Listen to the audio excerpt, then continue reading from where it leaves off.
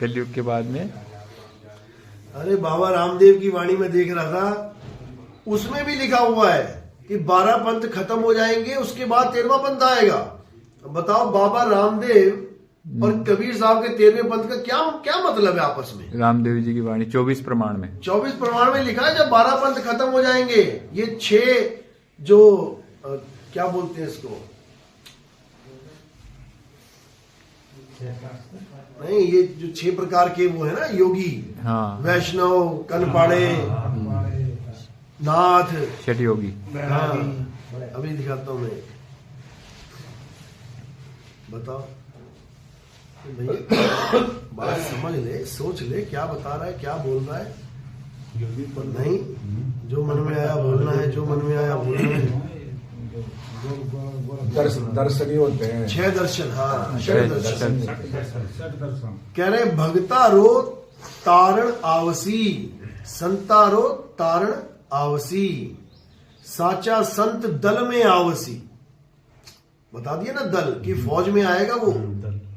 ऋषि जन शाख भरेला, हिंदू तुर्क एक प्याले, बाबो भांगसी भ्रांत, 12 पंथ और दर्शन छहूं, लेखा होसी साची कहूं, सब ही सतनाम से तरिया, नुगरा नाम बिना मरिया, गुरु भगत सतलोक सिधावे, धर्म राय जी सामा आवे, कलयुग में सतयुग आवसी। बताओ, बोल दिया ना कलयुग में सतयुग आएगा।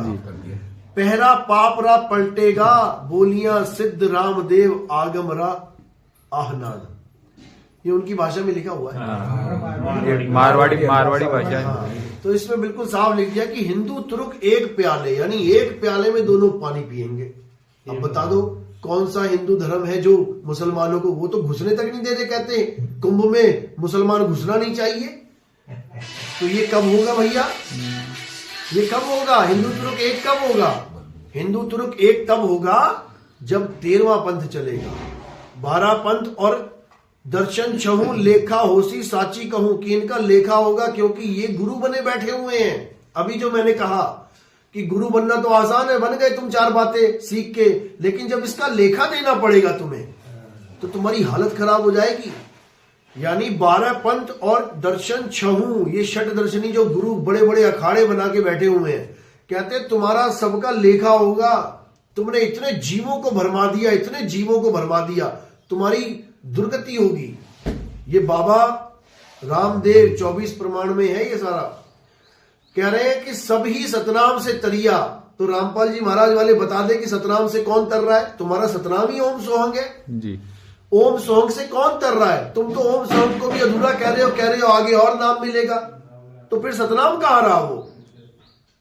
सतनाम अगर ओम सोहंग है तो दुनिया में 50% बाबा ओम सोहंग ही दे रहे हैं।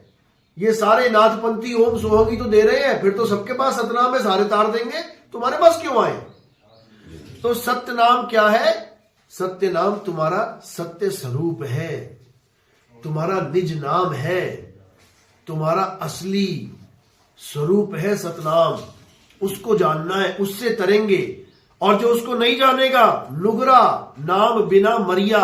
जैसे मैं कहता हूं कि अगर तुम्हें सतनाम पता लग गया, तुम्हें अपना आत्म स्वरूप पता लग गया, तुम्हें पता लग गया कि तुम आत्मा हो, अब तुम्हें कौन मारेगा? तुम्हें कोई मार ही नहीं सकता, क्योंकि तुम आत्मा हो गए। और नुगरा जो निगुरा है, जो गुरु नहीं बना रहा, वो पक्का मरेगा, क्योंकि वो जान ही नहीं सकता कि मैं हूं कौन। वो सोचेगा मैं काया हूं, अब तो मैं मरा। अरे काया तुम्हें रहने नहीं देगा गुरु, गुरु तुम्हें आत्मा बना देगा। तो जो जो गुरु धारण करेगा वो 101% तरेगा, और जो गुरु के बिना रहेगा वो 101% मरेगा, उसे कोई बचा नहीं सकता। गुरु भगत सतलोक सिधावे। अब सतलोक का मतलब समझ लो। सतलोक का भी बहुत बड़ा ड्रामा चल रहा है कि आओ सतलोक आ जाओ। उसके बाद नहीं, सतलोक भी नीचे है, इसके आगे चलेंगे, अलख लोक, अगम लोक, अनामी लोक। तो यहां सतलोक क्यों लिखा हुआ है? सतलोक का मतलब कोई लोक नहीं है कि जहां पे काजू बादाम किशमिश, कोई सेब संतरा खिलाया जा रहा है। ये सब 84 लाख योनियां हैं। मैं सतलोक लेके गया, रामपाल जी मुझे सेब लेके आए, मैंने सेब खाया। अरे सेब 84 लाख योनियां हैं। सतलोक में 84 लाख नहीं है, सतलोक में भी 84 लाख हो गई, तो फिर काल में और परमात्मा में फर्क क्या रहा? यहां काल ने काजू किशमिश बना के रखा हुआ है, वहां परमात्मा ने काजू किशमिश बना दिया। तो ये सब अज्ञान है। सतलोक का मतलब है लोक अलोक शब्द है भाई, और जिन जाना तिन संशय जाई। जो अपने सत्य स्वरूप को जान लेता है उसके लिए लोक, ये अलोक, ये सब खत्म हो जाता है। वो अज्ञानी जीव है जो स्वर्ग नरक सतलोक अलग लोक को मान के बैठे। अरे अज्ञानी को स्वर्ग नरक है, हरि जाने को नाही, और जिस भव से सब लोग डरत है सो भय हमरे नाही। मैं अपनी आत्मा में स्थित हो गया, अब ना मैं स्वर्ग जाऊंगा, ना मैं नरक जाऊंगा, ना मैं अलग लोक जाऊंगा, ना मैं अगामी लोक जाऊंगा, मैं कहीं नहीं जाऊंगा। जाना जाना ही नहीं, खत्म हो जाएगा।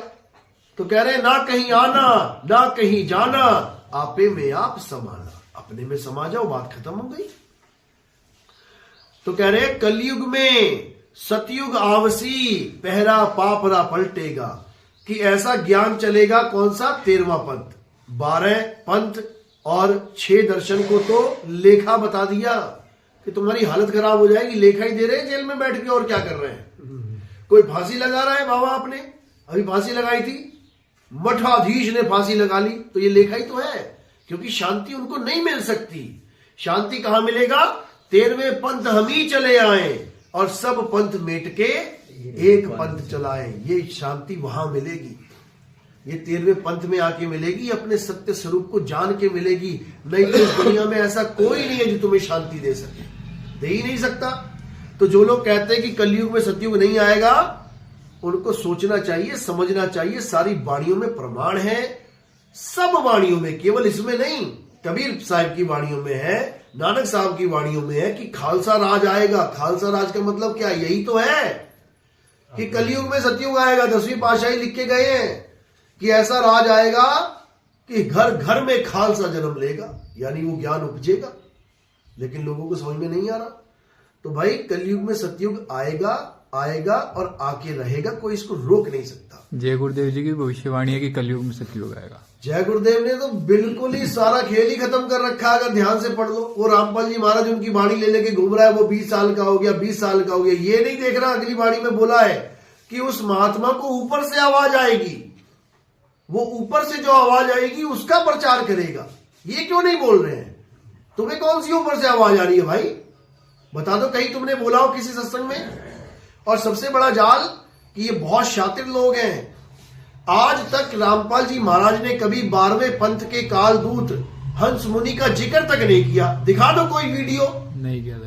दिखा दो रामपाल जी की कोई वीडियो जिसमें 12वें पंथ के हंस मुनि कालदूत का जिक्र किया हो। ये तो हमने भेद खोला, हमने बताया कि 12वें पंथ में कालदूत बैठा हुआ है, हंस मुनि नाम रखा उसका, हंस मुनि। क्यों? वो अपने आप को परमात्मा का हंस दिखाने की कोशिश कर रहा है कि मैं परमात्मा का हंस हूं, लेकिन सारे कर्म मुनियों वाले कर रहा है। क्या किया मुनियों ने? ये मंत्र जाप ही तो किए सारे। तो तुम्हें हंस बना के क्या बना दिया? मुनि बना दिया उसने।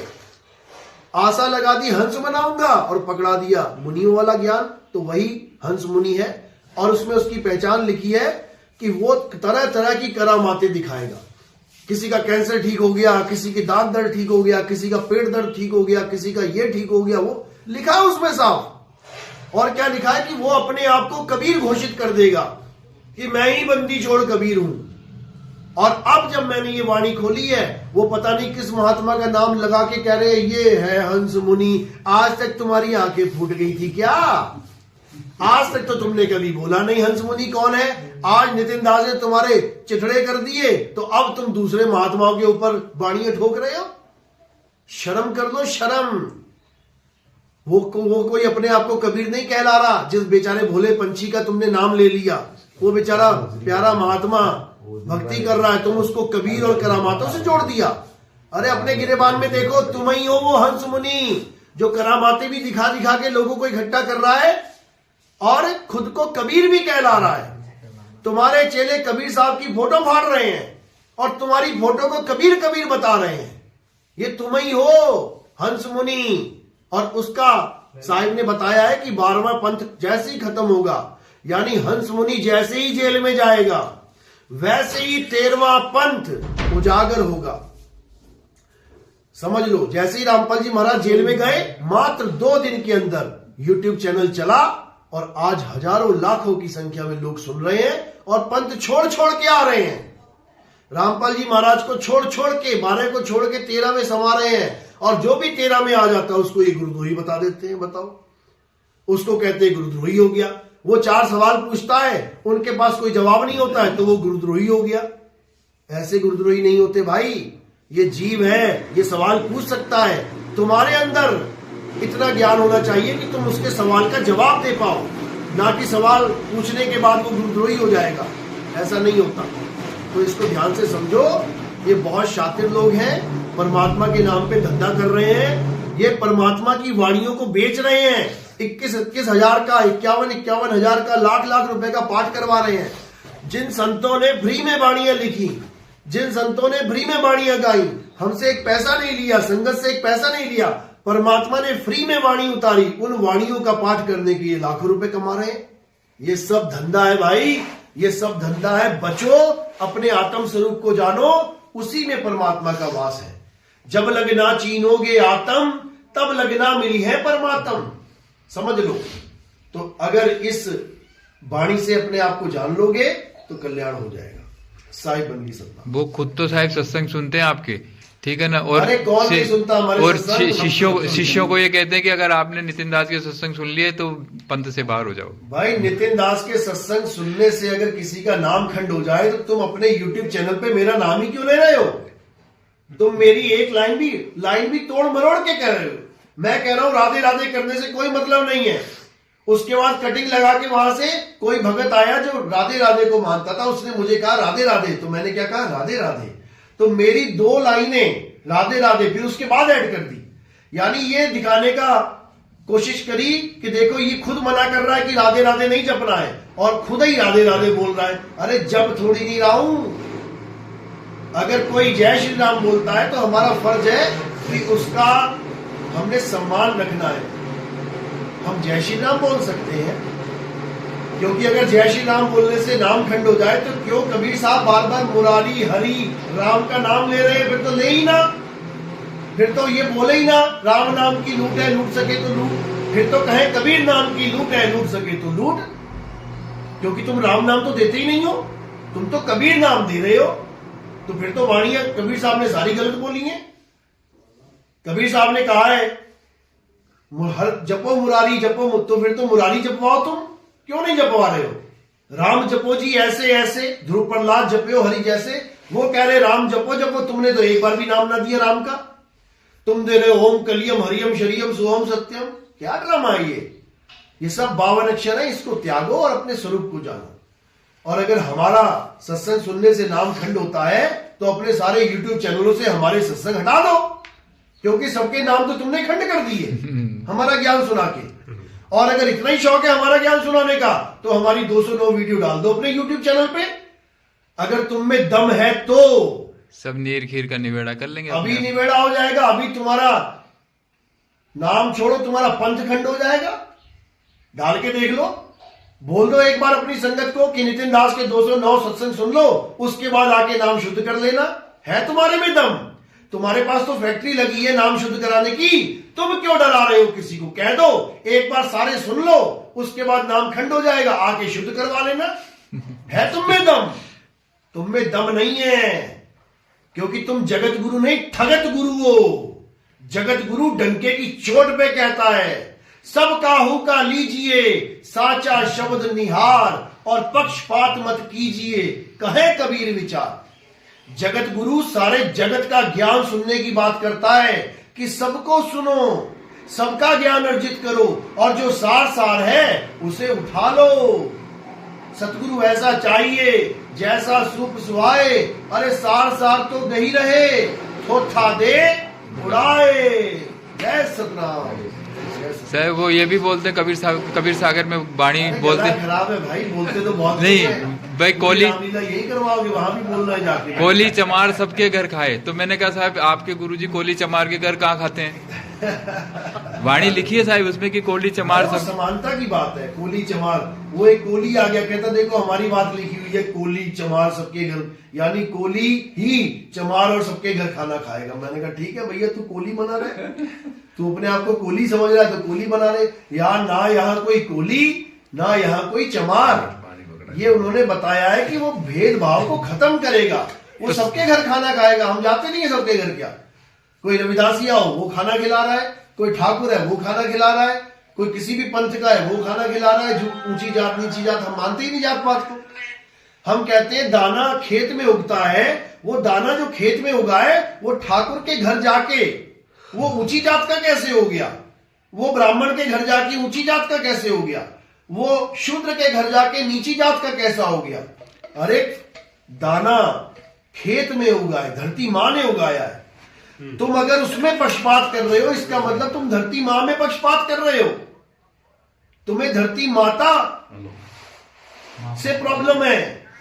खाना तो वही है, एक दाल जो खेतों में उगी है, मार्केट में पड़ी है, एक ब्राह्मण जाके वही दाल खरीद रहा है, एक शूद्र जाके वही दाल खरीद रहा है, एक बाणिये जाके वही। तो ये दाल की जात पात कैसे होगी? दाल ऊंची नीची कैसे हो गई कि इनके यहाँ खाना नहीं खा सकते? अरे वही दाल है जो ब्राह्मण के यहाँ पड़ी है, वही पैकेट है, वही कंपनी है, आशीर्वाद का आटा है, वही ब्राह्मण के उधर है, वही उसके घर पड़ा हुआ है। और तुम कहते हो उसका हाथ लग गया इसलिए अशुद्ध हो गया। तो जहां तुम खाना खाते हो, होटलों में जाते हो, तुमने कभी चेक किया कि कौन बना रहा है? क्या वहां ब्राह्मण रोटियां बना रहा है क्या? अरे सब नीची जात वाले लगे हुए हैं, समझ लो। पार हो जाएंगे। तो मैंने कहा जब सतनाम से पार हो जाएंगे तो फिर सारनाम और सार शब्द की क्या जरूरत?